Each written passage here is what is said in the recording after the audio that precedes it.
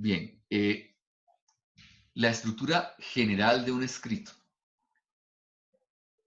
Yo aquí, esta es como la primera parte de indicar cuáles son las razones, o sea, cuáles son las razones de incluir de hacer las motivaciones distintas, ¿sí? Entonces, digamos que esto parte generalmente de cómo se hace un escrito general, ¿cierto? Y cualquier escrito tiene una introducción, una primera parte y una segunda parte en el método cartesiano, que es el que trataríamos un poco de aplicar aquí. Eh, un poco por qué está planteado de esta manera, ¿cierto? Está planteado, o sea, uno no, digamos que los argumentadores no admiten que yo haga un plan en 10 partes, ni en 15 partes, porque se supone que si yo hago un plan en 10 partes, porque yo no tengo capacidad de síntesis. Cuando yo quiero transmitir una idea, debo hacerla sintéticamente. Y la idea es que para que una persona pueda comprender una idea que yo le estoy explicando, pues yo se la hago en 2 partes. Le digo, mire, le voy a explicar esto y las razones son estas. 2 partes, máximo 3, ¿cierto? Pero si yo le digo, le voy a explicar este problema y el problema se lo explico en 15 partes, le digo en primera parte una, en segunda otra, en tercera, pues cuando voy en la quinta ya la primera se me olvidó y ya no entiendo cuál es el esquema que usted me está planteando. Y yo adelante tengo sentencias de la Corte Constitucional en que dicen el problema jurídico se explicará tal cosa, entonces le meten 17 partes. O sea, eso no es una introducción ni es un plan, porque eso no me permite, o sea, lo que un plan debe permitirme a mí es entender qué me va a explicar usted, o sea, cómo va a justificar una decisión. Y si usted me anuncia que la decisión me la va a justificar en 17 partes, yo me perdí, o sea, yo no, o sea, hasta ahí no entendí realmente cuál es la manera como usted me va a hacer esa exposición. Entonces, la idea es, repito, uno, hacer lo que llaman ellos el bipartismo, que es tratar de dividir en 2 partes equilibradas. Las 2 partes se pueden dividir cada una en 2 secciones y hacer una introducción. Una introducción que, como en cualquier tesis, en cualquier disertación, tiene determinadas finalidades. Pues digamos que en las tesis uno explicar la importancia del tema, eh, eh, 2, pero fundamentalmente explicar cuál es la hipótesis que yo voy a defender. O sea, ¿a qué me voy a referir? ¿A qué me voy a referir? En las introducciones, que me parece que es importante, que es un tema importante aquí, le dicen a uno, en una tesis, en una tesina, le dicen, en la introducción, o en una disertación, le dice, usted tiene que explicar qué temas va a tratar y qué temas no va a tratar y por qué no va a tratar esos temas, ¿cierto? Entonces, ese tema no lo va a tratar o porque no tiene nada que ver, o porque no es importante, o porque no cabe aquí, o porque yo lo puedo tratar aquí inmediatamente sin meterme en la sección primera y en la sección segunda, ¿cierto? Entonces, la idea de cuando yo expongo una sentencia, ¿cierto? Es, digamos que varias cosas en el plan. Uno, exponerlo ordenadamente, uno no hacer un sancocho de cosas en que va de manera desordenada, botar ideas, sino exponer las ideas adecuadamente. 2, no repetirse. O sea, cuando yo hago un plan, pues trato de no repetirme. Si en las sentencias, muchas veces pasa eso. En la sentencia, a veces copian todos los argumentos de la sentencia de primera instancia y uno ve que vuelve a repetirse y a repetirse todo en las consideraciones. O sea, es en 3 o 4 veces que uno lee el mismo cuento. Pues ese cuento lo echa en una sola parte. Y para eso hay que hacer un plan. Porque dice, yo me voy a referir a esto aquí. Si ya me referí aquí en la primera parte, en la segunda parte no lo trato. La introducción sirve para determinados temas que tienen alguna importancia, pero que yo no voy a tratar hacia adelante, pues los meto adelante. Yo, digamos, ahí nosotros hay muchas sentencias que vienen diciendo el tribunal rechazó porque las pruebas no eran auténticas. Digamos que no vale la pena tratar en ninguna parte de la sentencia toda una exposición de por qué las pruebas auténticas las voy a tener en cuenta. Entonces, en la introducción yo puedo decir simplemente, se advierte que las pruebas se tendrán en cuenta, la razón por la cual la decisión será distinta, y expongo la decisión adelante. Entonces, la idea es también cosas que no tienen mucha importancia, poderlas llevar a la introducción. y digamos que la idea es esquematizarla de esa manera. Y tal vez volvemos ahora a lo mismo. Entonces dice, la introducción debe conducir al lector a las cuestiones que están consagradas en las diferentes partes del desarrollo, presentar la materia, suscitar interés, justificar el plan acogido. La introducción debe incluir los hechos, el problema y la solución. Esa sería la introducción. Anuncia el tema sintéticamente, facilita de una vez la comprensión de los temas que no se entenderían ni se abordan sin esta explicación sumaria. La importancia, los temas que no serán tratados, por qué razón, lo que se pretende, lo esencial que se quiere transmitir y cómo lo voy a sostener. Yo aquí voy a pasarles esto, que me parece chévere. ¿Te recuerda el principio de Kafka, de la metamorfosis? El día en que lo iba a matar, Santiago González se levantó a las 5:40 de la madrugada. Es decir, ahí no se te va el lector porque ya sabe que ese hombre lo van a matar. Y él va a estar detrás de ese tipo hasta que lo maten, para ver dónde lo matan y cómo lo matan. Pero se me presentó el problema cuando terminó el primer capítulo. Todavía no lo habían matado. Y entonces me di cuenta que el lector iba a hacer lo que hubiera hecho yo. Miro al final para ver si lo matan o no. Entonces puse que lo habían matado. Al final del capítulo puse una línea. Pregunté, ¿qué pasó? Y dice, no, ya lo mataron. ¿Qué sucede? Que en ese momento ya él no va a mirar la última página de si lo mataron, sino que tiene que verse línea por línea el libro para saber cómo lo matan. Bueno, ¿sí se escuchó o no se escuchó? ¿Aló? Sí, Sí, señor, doctor, sí se escuchó. perfecto. Bueno, listo. Se escuchó. Listo. Entonces, digamos que a lo que yo quiero citar en esto de García Márquez es un poco, en la sentencia anunciamos en la introducción la decisión. Y al anunciarlo, digamos que el reto es justificar la decisión. Y eso creo que facilita la exposición, o sea, facilita cómo hablamos. Yo tal vez ahí quisiera indicar que nosotros a veces queremos utilizar un lenguaje imparcial en las sentencias. Y el lenguaje imparcial en las sentencias es un lenguaje un poco dubitativo, un poco que no se sabe para dónde va.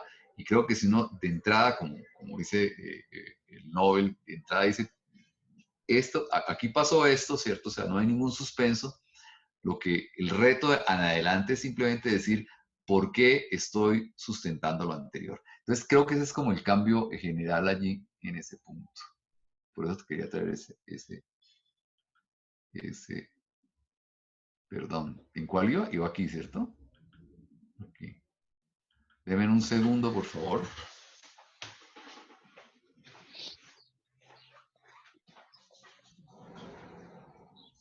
¿Cierto? Sí, señor. Sí, acá Bueno. estamos. Bueno, digamos que la otra idea del plan es de encadenamiento de ideas y lugar de la exposición. Lo adecuado de un plan digamos que es partir de considerar que es tan importante la estructura como el fondo, que es tan importante saber presentar un problema, saber qué va en la primera parte, qué va en la segunda parte, cómo hilo la idea hasta el final, ¿cierto? Yo siempre que digo hilación, me acuerdo de una secretaria de juzgado que una vez nos dijo es que ese escrito, nos dijo, no tiene hilaridad, en lugar de decir que tenía hilación, digo, tenía hilaridad, ¿cierto? Entonces siempre me acuerdo cuando hablo de hilación, digo, espero no equivocarme aquí, ¿cierto? Pero digamos que hilar ideas o encadenar ideas adecuadamente es lo que permite presentar bien un problema. Entonces, cuando yo trato de hacer ese encadenamiento de ideas, trato de preguntarme qué va primero, qué va segundo, qué es lo importante. Cuando yo estoy mirando cualquier expediente y digo, aquí hay un problema procesal, aquí hay un problema de pruebas, aquí hay un problema de interpretación de una norma. Entonces, si yo en lugar de echar todo, escribir todo desordenadamente, decido hacer, hablar en una parte de los temas procesales, en una parte de los temas sustanciales, si hago una exposición cronológica de los puntos, si presento, digamos que adecuadamente el problema, pues me parece que la cronología ayuda más a decir hacia dónde vamos. Yo, tal vez hace poco teníamos una sentencia que a nivel de plan, digamos que nos gustó mucho, que era una sentencia en la cual hablábamos de un tema médico y entonces decíamos, vamos a estudiar el primer parto, el segundo parto y el tercer parto y vamos a mirar qué ocurrió en cada cosa y eso le permitía, como que lo llevaba a uno claramente hacia dónde va. Y entonces es un poco de darse el tiempo, de organizar las ideas y darse el tiempo de hacer una estructura, yo digo, bonita además, o sea, no una estructura simplemente ordenada, sino una estructura que hace el escrito agradable, entendible, bien presentado. Yo creo que eso es una cosa casi que de arquitectura de algo de estética que permite estructurar, hacer las cosas bien. Entonces, aquí leo esto, dice, debe permitir desarrollar una cuestión, conducir una discusión sin que sea necesario recordar los elementos de la exposición en su conjunto. ¿Qué es esto? Eh, a veces uno va a abordar una idea, va a desarrollar una cosa, pero sabe que si no ha dicho una cosa antes, pues no se entiende, ¿cierto? Eso se elimina mucho con la introducción. Si uno en la introducción dice, yo voy a tratar de esto, en la primera parte de esto, en la segunda parte de esto, ya sabemos de qué está hablando. Entonces, digamos que no va a irrumpir tanto cuando arranca diciendo, ¿y este man de qué está hablando? Pues eso genera un orden en la exposición. Y genera, por ejemplo, que cuando yo digo, ¿qué voy a contar? Pues es evidente que hay cosas que no tienen sentido si yo no las cuento, no he contado otras cosas antes. El no repetir, ese es un punto muy importante del plan, es evitar repetir varias veces aquí en etapas sucesivas del desarrollo del plan, en lugar de que conviene asignarle a la cuestión más importante. Ese es el otro punto, o sea, ¿cuál es la almendra del problema? ¿Qué es lo importante del problema? O sea, en una sentencia no todo es importante. Hay un tema que es fundamental, que hay que resaltar, que es el núcleo de la decisión. Pues ese tema hay que darle más importancia que los demás, aquella en que es objeto de una verdadera discusión u oposición o aquella cuestión desconocida. Lo que no requiere desarrollo, repito, podría ir en la introducción. Los temas chiquitos que en realidad que hay que decirlos, pero que no van a requerir una exposición larguísima. Repito el ejemplo de los documentos. Pues a eso no le dedico una parte, sino a eso simplemente lo saco allá y digo, oiga, recuerdo que tal cosa lo voy a hacer de tal manera, y lo saco allá.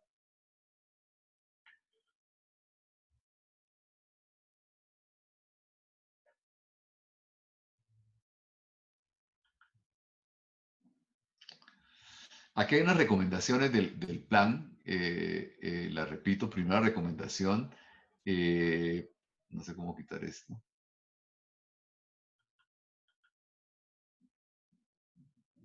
Perdón. Ya. Primera recomendación. Determinados problemas más importantes, utilizando la información recogida en la investigación, determinar los problemas más importantes. Dos, si se evidencian varias cuestiones importantes, escogerse el orden de exposición. Tercera recomendación, en cada cuestión importante deben determinarse los asuntos a los que ella se refiere para establecer aquellos cuyo conocimiento es necesario tener preliminarmente para la comprensión de la cuestión debatida. Esto es lo que indica el orden. Estos asuntos deben señalarse en la introducción para exponer posteriormente en el desarrollo las implicaciones que se asocian de ellas. Cuarta recomendación, articular entre los dos conjuntos así obtenidos, o sea, o sea, las dos partes tienen que tener una articulación, o sea, la estructura del plan tiene que ir hacia alguna parte. O sea, yo no divido el plan en dos partes porque una aquí y otra aquí, no. O sea, porque quiero demostrar determinada cosa. Quinta recomendación, coherencia interna del plan, la transición entre las etapas sucesivas de la exposición, las transiciones acrobáticas evidencian que el encadenamiento escogido no es el mejor. Y lo último es el desarrollo debe corresponder a la introducción. Uno también encuentra a veces que anunciamos un plan, está el título y no decimos exactamente lo que sigue, sino que nos referimos a otra cosa. Eso me parece que debería mejorarse.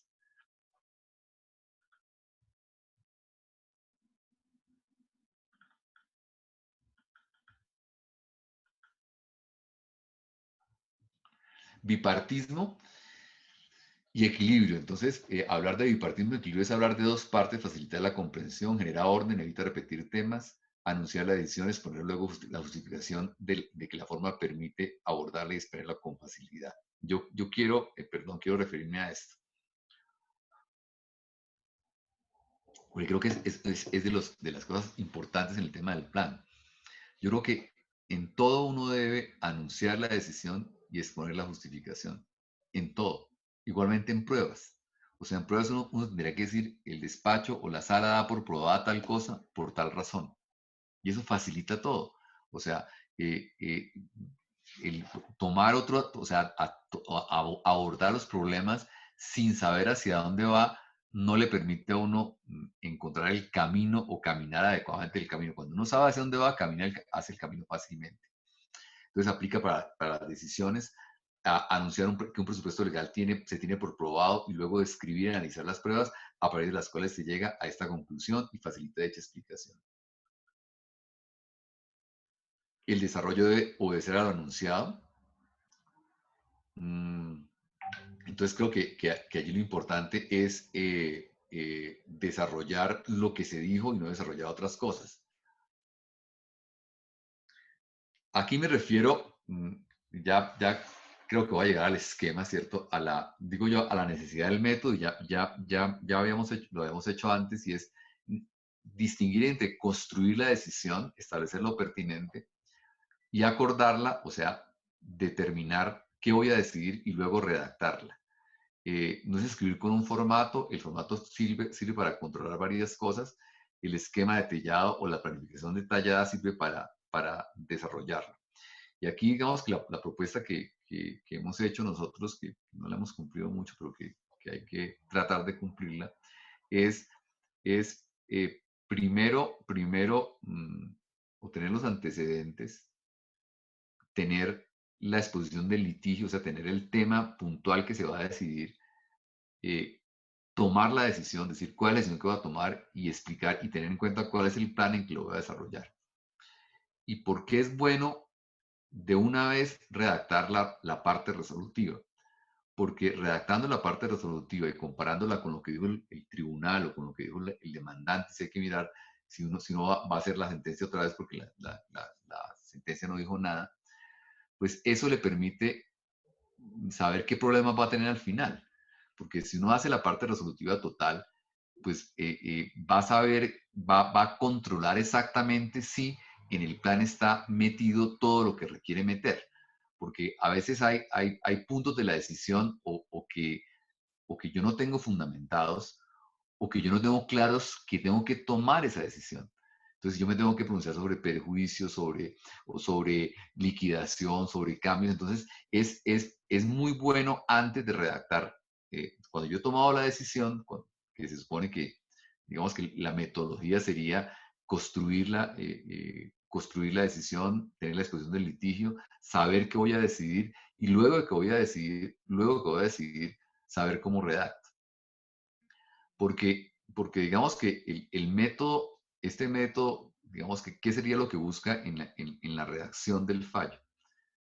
Solamente cuando yo tengo claro qué voy a decidir, cuando tengo claro cuál es el problema, yo puedo definir cuáles antecedentes son pertinentes, y cuáles consideraciones son pertinentes. Yo pongo un ejemplo de un caso que tuvimos nosotros de un tema que era un tema de hecho del príncipe, que era un tema de un pago, de un impuesto que le cobraban a una persona además, ¿cierto? Y entonces, lo único que pedía el señor o sea, al demandante le niegan todas las pretensiones y la apelación versa únicamente sobre ese impuesto. Versa únicamente sobre ese impuesto. Cuando uno tiene decidido, tiene decidido que ese es el problema, de si él tenía que pagar el impuesto o no tenía que pagar el impuesto, que es un problema de hecho del principio, repito, pues sabe que en los antecedentes la pregunta es, ¿yo por qué tengo que meter todo el tema de la licitación, cómo fue la oferta, qué hizo, que el señor demandó desequilibrio? Si todo eso no tiene ninguna pertinencia, perdón. O sea, todo el problema que planteó en la demanda, todo el problema que planteó en la primera instancia, el desequilibrio de las facturas pagadas mal, todo eso, el tipo no apeló nada de lo anterior. Entonces, si es todo lo anterior, uno podría decir, y en ese antecedente se dijo, en este caso los antecedentes pertinentes a esta decisión son estos, no más. Entonces, no cuento todo lo demás. Y fíjense que vuelvo al tema desde el principio. Cuando yo voy directo al tema, pues no distraigo al lector. Si yo al lector empieza a contarle que la oferta y que el tipo objetó la oferta y que los pliegos no los pagó y que le pusieron una multa y que el desequilibrio, usted dice, pero este man, ¿para dónde va? Y todo este bollo que está metiendo aquí, ¿esto qué quiere decir? Pues eso no, todo eso sobra. Entonces, por eso, digamos que en el método de construcción de la sentencia, uno tendría que primero hacer lo que se llama la exposición del litigio, que quiere decir, o sea, yo tengo claro cuál es el problema, tengo claro cuál es la decisión que voy a tomar. Cuando tengo claras esas dos cosas, yo puedo decidir cuáles son los antecedentes que voy a meter y cuáles son las consideraciones que voy a meter. Porque es ahí cuando meto lo que es pertinente y quito lo que sobra. Construcción antes de redacción, determinación del objeto del litigio de manera dialógica. Eso es un tema, repito, que lo repito mucho, porque creo que el litigio parte de establecer las peticiones y expresiones de las partes. Me gusta mucho esta frase que dice, la argumentación es un medio de integrar la disidencia por la eliminación racional de una de las opiniones en conflicto.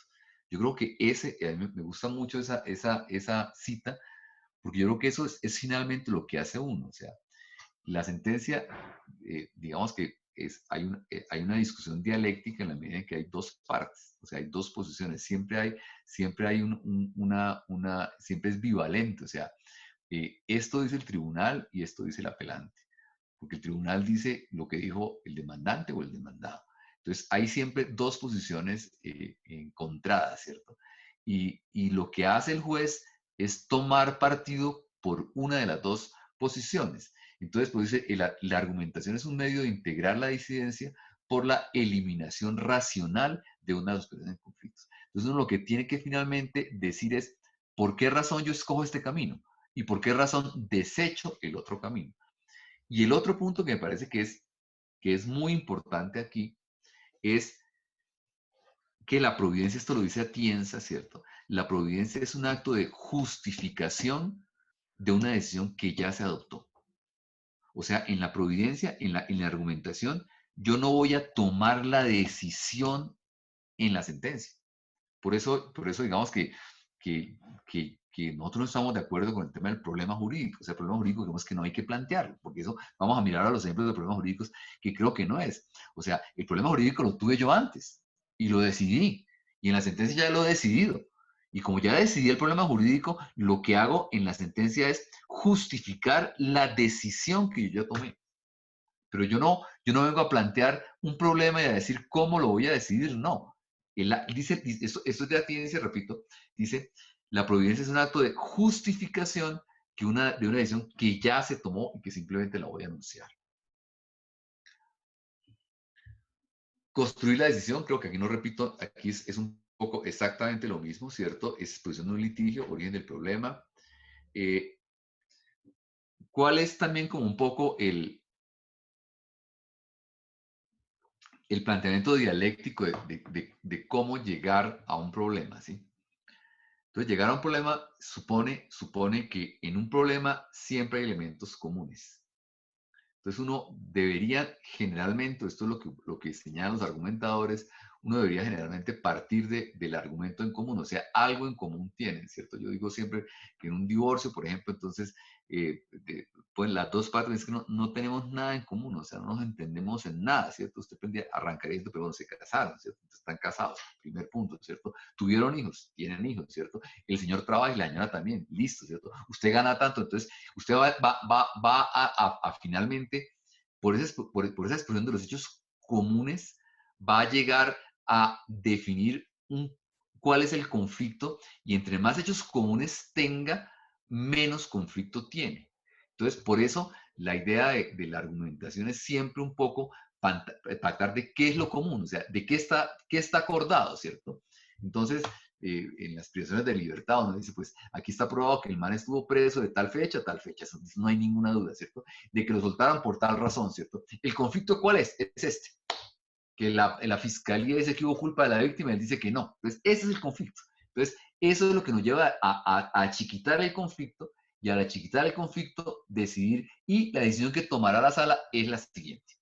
Entonces, digamos que en esa filosofía parte de decir, hay un origen del problema con elementos comunes, posiciones y peticiones de las partes, eso me implica cuál es la controversia y luego cuál es la decisión que va a adoptarse, voy a revocar, a confirmar o modificar, y por qué razón.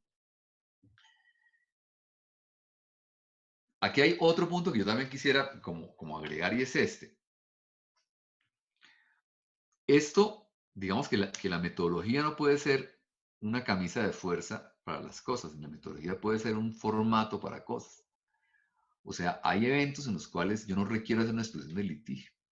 Y en eso, digamos que en muchos casos nos hemos dado cuenta de que los casos, el que están bien sintetizado el caso, que están demandante, demandado, que usted en consideraciones PAN le entra en el tema sin ningún problema. Hay otros casos en los cuales hay un enredo total y hay que organizar, y entonces la introducción requiere hacer una expresión de litigio. Hay algunos casos en que hay muchos argumentos, en que hay argumentos procesales, en que las partes cometieron excepciones, en que hay un tema de pruebas, hay un tema jurídico, hay un tema de contratos, hay distintas reclamaciones y hay que organizar. Pero hay otros casos en que es un solo argumento y que uno puede ser totalmente lineal. Se negarán las reuniones por esta razón y lo hace lineal. Entonces, olvídese el plan. Olvídese hacer un plan larguísimo. No. O sea, en el fondo usted tiene una metodología, usted está anunciando y está decidiendo.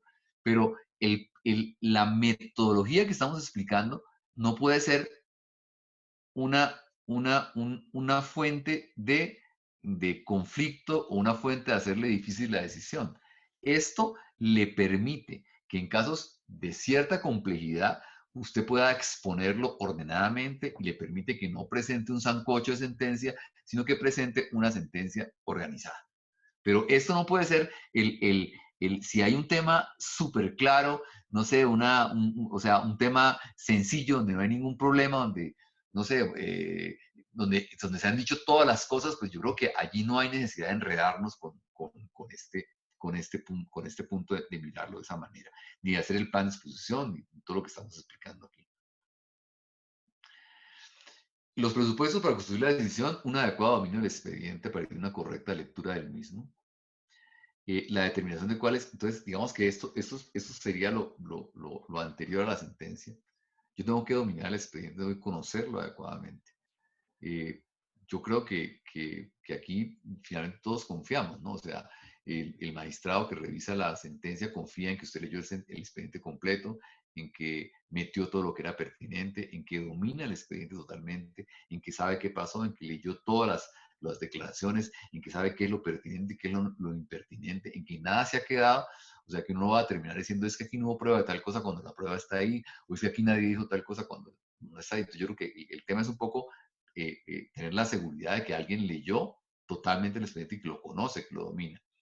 Dos, la determinación de cuáles son los temas o problemas, yo digo que no jurídicos, ¿cierto?, que deben considerarse y resolverse, lo que está establecido a partir de las posiciones y peticiones de las partes, así como de presupuestos de fondo y de pretensión. Yo creo que ese es un punto fundamental. O sea, antes de establecer la decisión, pues hay que mirar qué temas hay. O sea, este caso tiene un tema procesal, tiene un tema, y eso simplemente se hace leyendo el expediente y tomando notas y tratando de organizar las notas del expediente. O sea, uno va mirando, aquí están hablando de tal cosa, aquí se habla de tal cosa, voy clasificando lo que va viniendo, y finalmente eso me ayuda cuando yo hago primero una lectura del expediente, tomando notas antes de pensar y antes de redactar. Lo hago adecuadamente pues voy armando lo que es determinación de temas que deben ser materia de estudio y que sean desarrollados como argumentos. El carácter principal o secundario, también diré, este tema es esencial, este no es esencial, pero tenemos que decir algo, que aquí hay un problemita con el poder, aquí hay que decir algo, porque ahí está la petición, necesidad de desarrollo, cuál va a requerir un desarrollo mucho más largo, cuál no, cuál no va a requerirlo, a cuál meto en la introducción, cuál requiere una parte. Yo digo aquí que puede ser adecuado escribir la parte resolutiva de una vez. Yo aquí doy unos consejos de dominio del expediente, ¿cierto? Esa presentación les queda a ustedes. Lectura y análisis detallado del expediente debe permitir hacer un planteamiento sintético, establecer temas comunes o constantes, peticiones y posiciones de las partes, hechos pertinentes, clasificarlos, plantear sintéticamente el problema, pasar de lo complejo o de lo confuso a lo simple y claro. Yo creo que esta es la función lógica de aquí, ¿no? Alguien dice que el abogado tiene esa función, que el abogado cuando presenta una demanda debe pasar los hechos brutos a un problema jurídico sencillo. Y pues a veces no es así, a veces los planteamientos son muy enredados, los planteamientos pues son igual de confusos que lo que hacemos nosotros a ratos, entonces pues digamos que hay que tratar de entenderlo de esa manera. Algo que dicen todos los argumentadores es que un problema bien planteado es un problema resuelto. Si uno logra plantear adecuadamente un problema, si usted entendió y explicó, mira, el problema aquí es este y tiene la capacidad de explicarlo adecuadamente, el problema está resuelto. Porque el problema es, o sea, la facilidad de exposición del problema, la síntesis del problema es que el problema está resuelto. Y yo creo que ahí es donde está, ahí en lo que dice Andrés de la síntesis, del análisis, creo que ese es el problema fundamental. Yo lo comparo mucho cuando las personas hacen una tesis de grado, y entonces uno le dice, ¿cuál es el proyecto de tesis? Entonces, la gente, hay gente que tiene claro, mi proyecto de tesis es esta, y la hipótesis que voy a plantear es la siguiente, ¿cierto? Pero hay otros que dicen, por ejemplo, no sé, yo me acuerdo de una señora que tenía un tema de familia y decía, el problema mío es la mujer en el derecho de familia, sí, pero de ahí, digamos que hay para adelante, o sea, como, ¿qué es lo que usted quiere hablar, cierto?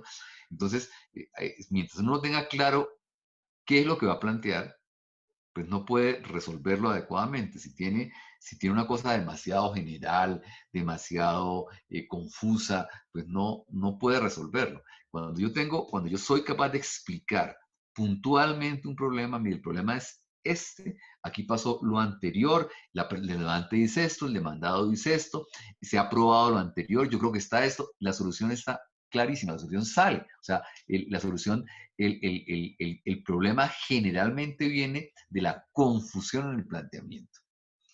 Este es otro punto que lo repito mucho aquí también lo saco del libro de argumentación. Uno tiene que primero entender antes de criticar. Entonces yo creo y en esto nos toca mucho hacer eso, o sea, lo que hace uno generalmente es mirar qué dijo la sentencia de primera instancia.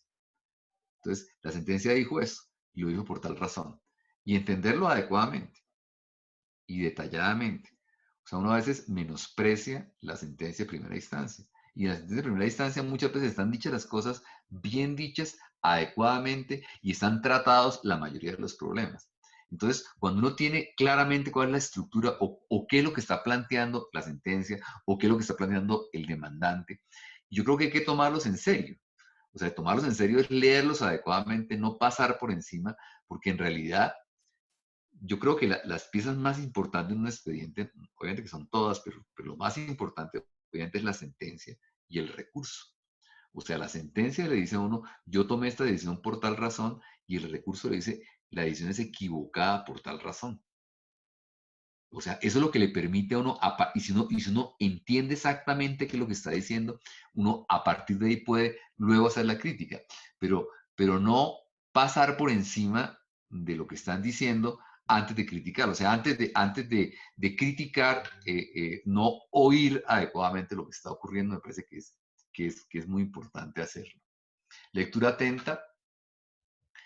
La lectura atenta simplemente son cosas que no las digo yo, que las dicen los expertos en esto. Fijar objetivos previamente, anotar puntos esenciales, examinar la estructura, de qué habla, cuáles son las conclusiones, el orden, eh, o sea, de qué manera leo las cosas yo. Digamos que fijar objetivos previamente querría decir de qué estoy hablando. O sea, yo tengo una consulta, la apelación la hizo el demandante, la apelación la hicieron las dos partes. Lo que estamos buscando es esto. O sea, yo tengo que saber eh, eh, eh, qué voy a buscar primero antes de arrancar. Y cuando yo tengo fijados, digamos que previamente los objetivos, cuando tengo que mirar, por ejemplo, la sentencia negó las pretensiones de la demanda porque dijo que no había culpa médica. Y el demandante dice que sí hay culpa médica y que está plenamente probada conectada en pericial. Yo ya sé para dónde voy, o sea, yo sé claramente qué es lo que voy a buscar. Voy a buscar que el único problema aquí es que es el que acabo de contar anteriormente. Entonces, cuando yo tengo un objetivo previamente, yo arranco a mirar con ese objetivo. Anoto puntos esenciales, examino la estructura. Esto lo aconsejan quienes, los lectores del libro aconsejan esto, es mirar el libro antes, o sea, mirar el índice, mirar para dónde va, qué dijo adelante, qué dijo después, qué definió. O sea, antes de hacer una lectura detallada de la sentencia, yo inclusive miro cuántas páginas tiene, qué dice al final, qué dice al principio. O sea, eso permite abordar el tema de manera más fácil. Orden. Lo esencial, ese es un tema también de cómo mata cada cual las pulgas. Pero yo creo que uno debería, cuando coge un expediente, lo primero que debería es la sentencia y luego el recurso. Eso le da una idea. Eso es, pues, obviamente es un orden, pero creo que sería mirar, o sea, a mí me parece que lo más importante son los alegatos, o que es que el Ministerio Público es muy bueno, pues tomo eso. Pero digamos que la idea no es arrancar a leer desde el principio, sino tener un orden distinto, un orden que sea, digamos que mucho más eficaz que lo que podría ser lo demás. Antes de abordar el fondo, entonces, simplemente mirar cosas, o sea, hay que mirar cositas, el recurso fue interpuesto en término, es procedente por la cuantía, la demanda fue interpuesta en la caducidad, se trata de consulta, cuál es el objeto de la consulta, el derecho de quién se protege, también hay que mirar esa consulta, quién protege, a quién favorece, al que estaba con curador lid en la entidad demandada, o sea, ¿para qué fue la consulta? Fue el de la entidad que no apeló, el del particular, cuál es el régimen legal aplicable al contrato, somos competentes, en qué contexto debe estudiar el problema. O sea, es un poco contextualizar el problema antes de abordar la lectura o de abordar la lectura del expediente. En el recurso, ¿qué pretende el recurrente? Esto queda aquí, la revocatoria total, la determinadas resoluciones, cuáles son los fundamentos, cuáles son los motivos de disconformidad, la discusión de un punto de hecho relativo a pruebas, es coherente el razonamiento, está suficientemente argumentado, señala las pruebas, señala al recurrente las pruebas que fueron mal analizadas, o indica las razones por las cuales no fueron bien valoradas, cuál es la conclusión, cuál es el grado de generalidad, cuánta paja hay, cuánta información pertinente tiene el recurso, cuánta repetición. Eso le permite a uno como abordar las cosas de una manera distinta. Me parece que a veces son checklists que son buenos, que debo tener en cuenta. ¿Qué decisión de adoptó? ¿Cuáles son los fundamentos? ¿Qué hay que indagar con precisión en el expediente? ¿Fue bien planteado el conflicto? O sea, ¿el conflicto está bien planteado en la sentencia o no? Se expusieron y discutieron las posiciones de las partes, se anunció la decisión, se estableció un plan de exposición, el plan es adecuado, se desarrolló, estoy de acuerdo o desacuerdo con la decisión jurídica, estoy ante un problema complejo y cuando no, el problema será complejo por motivos probatorios, se usó la jurisprudencia vigente, se entendió y aplicó directamente el caso concreto. Yo creo que eso es un poco lo que decíamos al principio, de decir, pues hombre, a nosotros nos toca todo el tiempo hacer un examen de la argumentación de los demás. Entonces yo creo que este es simplemente hacer un examen de cómo fue argumentada la sentencia de los demás. Análisis y síntesis para entender las sentencias se deben descomponer los hechos, eso lo dice muy bien dicho Andrés en su escrito, las pretensiones, los argumentos, los razonamientos, luego discutir ese razonamiento y qué se deduce del mismo. Hay un tema que es descomponer y luego componer de acuerdo con la norma, que me parece muy bien dicho en ese escrito y lo refiero simplemente allí. Argumentos fácticos, qué se afirmó, qué se probó, argumentos normativos. Los argumentos normativos son procesales sustanciales. Yo creo que este es un tema que vale la pena tener en cuenta como marco, ¿sí? O sea, el tema de las pruebas, nosotros decimos siempre afirmaciones. ¿Qué afirmó el demandante? ¿Qué probó? Ahí está el argumento normativo, fáctico. Y argumento normativo, yo creo que es bueno siempre tener en cuenta que hay problemas procesales y problemas sustanciales. Y creo que los problemas procesales hay que resolverlos primero que los sustanciales, la intimación en la causa, la caducidad, la demanda en forma. O sea, todo eso es lo que no nos permite entrar en el fondo antes de entrar a problemas sustanciales que son los dos jurídicos, pero que son distintos, que no son fácticos, sino son jurídicos los dos, pero son de naturaleza distinta. Yo hago aquí un tema de no leer con sesgos, ¿sí? Ese es un ejercicio de imparcialidad que hay que hacer, creo que en la lectura. Uno tal vez casi desde que vea la carátula del expediente sabe cómo lo va a fallar, diciendo, este caso es para negarlo, este caso es para confirmar. Yo creo que hay que tratar de leer sin sesgos, hay que tratar de tener imparcialidad en la lectura del expediente, hay que mirar si hay argumentos distintos que lo lleven a uno a otro punto. Integrales, digo, conocerlo de modo detallado para poder exponer adecuadamente el problema. Solo estamos en el mismo nivel de conocimientos para tomar la decisión. ¿A qué me refiero yo aquí a esto? Cuando uno discute una discusión en un proyecto, cuando discute con el equipo eso, con la persona que elaboró, lo que debería intentar la persona es que todos estemos en el mismo nivel de conocimientos, que todos podamos discutir el problema sabiendo lo mismo de lo que vamos a discutir, o sea, que él no tenga argumentos o razones que no ha expuesto. Entonces yo creo que a lo que debe hacer es a llevarlo porque si la decisión se va a tomar en conjunto, la decisión la va a tomar el magistrado, pues creo que él tiene que tener el nivel de conocimiento que tuvo la persona que estudió el expediente. Eso es digo yo, de ese modo estamos en el mismo nivel de conocimientos para tomar la decisión, que es un poco la transmisión integral del problema. Y la transmisión integral del problema repito, nace de cuando alguien tiene el dominio total del expediente. Organización. Yo aquí hablo de ordenar cronológicamente los hechos, la línea del tiempo. La línea del tiempo en muchos casos explica el problema. Si uno en un contractual establece cuando presentó la carta, cuando le contestaron, cuando adjudicó, cuando hizo el contrato. Si uno hace las líneas de tiempo en muchos eventos permiten aclarar el problema, permiten aclarar qué pasó. Aquí es un tema de organización, normas y jurisprudencia. Simplemente es bueno tener una carpeta aparte de lo que uno está organizando, donde mete las normas, donde mete la jurisprudencia. Yo digo que siempre debe tener por cada caso pues una carpetica, y en cada carpetica tener una cosa que diga normas, jurisprudencias, hechos, porque uno va buscando cosas que va metiendo y si no las mete organizadamente, pues después va a trabajar el caso y dónde metí esto, pues todo está metido allí o de pronto se trajo 3 sentencias que no quiso leer, pues las metió en una carpetica de normas y jurisprudencias que ahí las va a encontrar, ¿cierto? A veces dicen y hay que volver a la norma, a veces uno empieza a hacer elucubraciones y no mira si la norma funciona o no funciona, ¿cierto? Yo siempre digo que yo cuando inicio la clase de responsabilidad, cuando la daba, ¿cierto? Preguntaba en Colombia la responsabilidad es objetiva o subjetiva, ¿cierto? Y la gente, todo el mundo opinaba, no opinaba, pero a nadie se le ocurrió decir que es que el Código Civil dice algo, nadie. O sea, nadie decía es que el artículo 2342 dice que por culpa, no, nadie. O sea, todo el mundo, es que yo creo que es objetiva, es que yo creo que es subjetiva, pero un poco, digamos que a ratos es siempre tener el anclaje legal, me parece que es bueno porque a veces, repito, leer la norma evita distintos problemas. Esto de darse tiempo a la reflexión, pues yo creo que es algo muy necesario, a veces no lo tenemos aquí, pero uno no la tiene de entrada.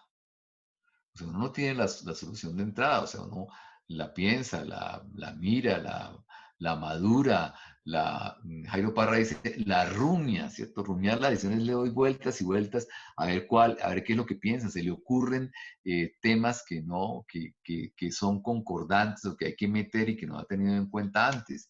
Y la solución no llega inmediatamente. Entonces yo creo que uno también tiene que saber que hay que reflexionarle al caso, o sea, la decisión no salió allí y hay que tomarla ya, no, hay que darse tiempo a la reflexión, dice aquí, se trata de impregnarse el expediente, es cuando se puede hacer un examen completo Luego cuando dice escoger estratégicamente un camino, establecer cuáles son los argumentos principales, traducir en argumentos jurídicos de manera precisa el problema, donde es el expediente, el interés objeto, dónde, cómo y cuándo. Pero todo esto, repito, es un poco dirigido a eso, a tener el tiempo de reflexionar lo que se va a hacer. La rapidez no puede ser la preocupación de la justicia, es algo más delicado. Yo dejo esto de los pasos a ustedes. El proceso son procesos, hay necesidad de tiempo, y la calidad no se puede lograr sino cuando cada asunto tiene el tiempo que requiere. Uno no puede hacer como fallar como de urgencia para que le miren después o para que el superior le revoque o no. Yo creo que la idea es llegar a una decisión que lo convenza a uno mucho totalmente después de haber mirado todos los aspectos. Este capítulo de razonamiento jurídico, yo simplemente ahí a lo que quiero llegar es a lo siguiente. Cualquier sentencia, y esto lo dicen todos los argumentadores, termina con un silogismo. O sea, cualquier sentencia termina con una norma, hechos y sentencia. O sea, esta es el razonamiento de cualquier decisión judicial. O sea, usted en cualquier decisión judicial tendría que decir, la norma dice esto, los hechos dicen esto y la sentencia es esta. ¿De acuerdo? Entonces usted me va a decir, pero es que ese silogismo hace mucho tiempo dejó de existir y la argumentación y todo lo que ha pasado, eso no dejó de existir nunca. O sea, todos los argumentadores son claros en decir eso, ¿cierto? ¿El problema cuál es? El problema es determinar cuál es la norma, el reconocimiento de la norma, cuál es la norma aplicable. ¿Hay una laguna? ¿No hay una laguna? ¿Cómo interpretamos la norma? O sea, Kelsen hace la diferencia entre disposición y norma, o sea, hay una disposición y cuál es la norma que vamos a aplicar en realidad. Si es un conjunto de normas, o sea, cuál es la regla jurídica que vamos a aplicar. O sea, eso no está hecho. O sea, alguien dice que el problema no es el problema del silogismo, el problema es armar el silogismo. Entonces, es determinar la norma, cómo se interpreta, y luego en los hechos igual. En los hechos usted va a tener los hechos, pero obviamente, ¿qué hechos? ¿Qué pruebas trajo? ¿Cuál admisión trajo? O sea, ¿cómo los valoró? ¿Cómo los calificó? Y ahí viene la sentencia. Pero a lo que finalmente tendríamos que llegar siempre es a esto. Eso permite decir, por ejemplo, que en muchos casos el plan de una sentencia puede ser muy sencillo. Lo que dice la norma y lo que dicen los hechos probados. Y esta es la conclusión. O sea, el plan general podría ser este. En otros casos puede ser un plan cronológico, puede ser otro, o sea, puede haber, es posible que sean normas procesales, normas sustanciales, es posible que los hechos no sean importantes. Digamos que eso depende del esto, pero finalmente uno tendría que decir en esto. Y en esto, pues siempre va a haber una, que es lo importante aquí, una posición del demandante y una posición del demandado. Luego una posición del fallo y una posición del recurso, ¿cierto? Y esto hay que traducirlo a lo anterior, o sea, la identificación de la norma y la identificación de las pruebas tienen que tener en cuenta qué piensa el demandante sobre la norma, cómo interpreta el demandante la norma, cómo interpreta el demandado la norma, cómo interpreta el demandante los hechos, cómo interpreta el demandado los hechos, qué está pidiendo el demandante. O sea, ¿con qué fundamento normativo lo está pidiendo, cierto? ¿Qué dijo el tribunal? ¿Y qué dice el recurso? O sea, esto sería en realidad, este cuadro sería en realidad lo que pretendería indicar qué es lo que hay que hacer finalmente en la sentencia. Obviamente, les repito, digamos que esto para un poco unirlo con lo que se dice en la sentencia, el texto de la sentencia justifica la decisión, termina siempre con un silogismo. La dificultad radica en establecer el silogismo. Los argumentos de las partes están dirigidos a establecer las premisas del silogismo, de acuerdo con lo que persiguen con las peticiones. Las posiciones y peticiones de las partes son los que forman la controversia, que es objeto de resolución. Yo aquí me refiero a un tema en el razonamiento jurídico, y es por qué no nos gusta el problema jurídico. O sea, por qué ese tema del problema jurídico no nos parece muy adecuado, ¿cierto? Entonces, simplemente yo por eso tal vez que quiero darle un poquito de palo aquí al problema jurídico, y es ¿por qué el problema jurídico es malo? Uno, porque hay una tendencia a la abstracción.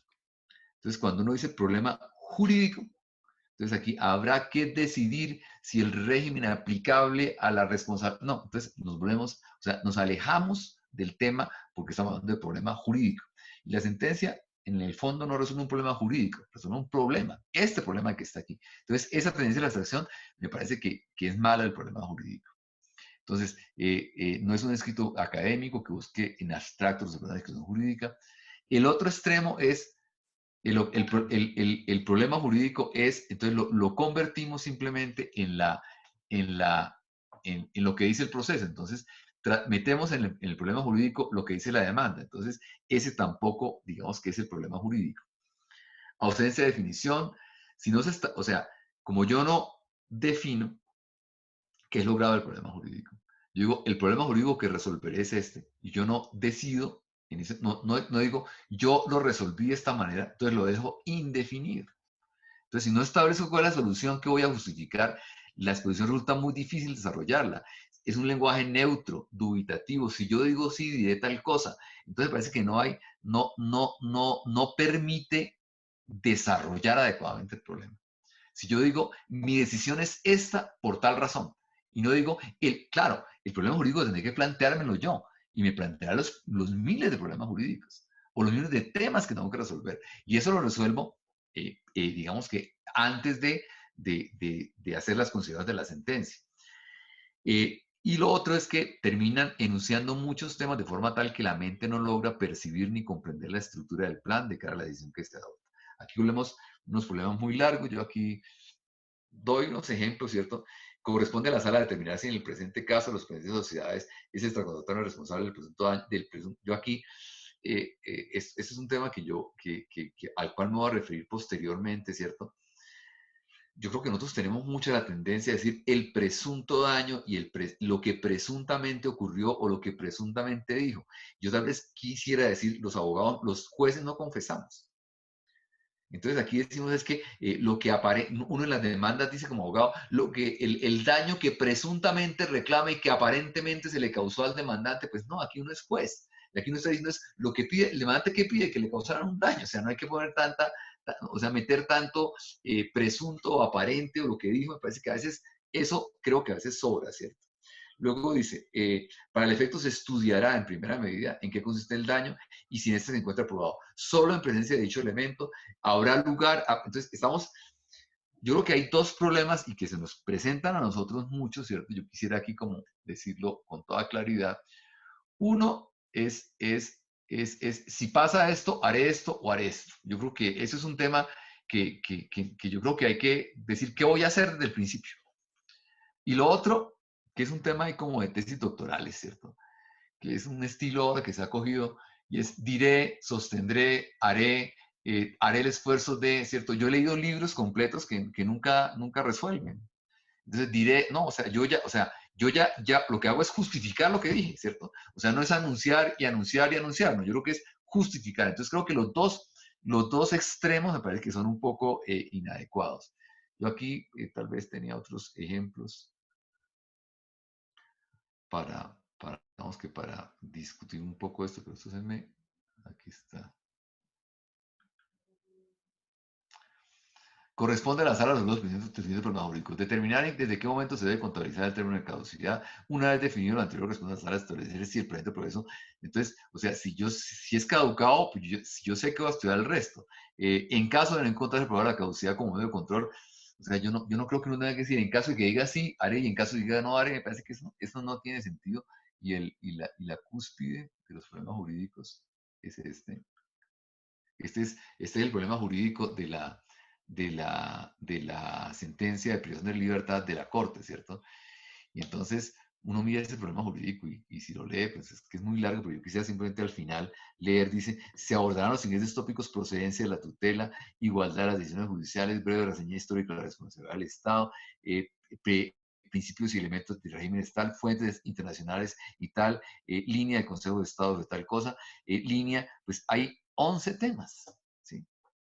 Y los 11 temas no están desarrollados con una línea. Entonces, un poco, o sea, el punto no es organizar un índice, ni es separar los temas. El tema es que la separación de los temas, uno, pues no puede ser una exposición de tantos temas Y otro debe tener un sentido de hacia dónde voy. Es que lo que hablo, de lo que hablábamos de la hilación anteriormente.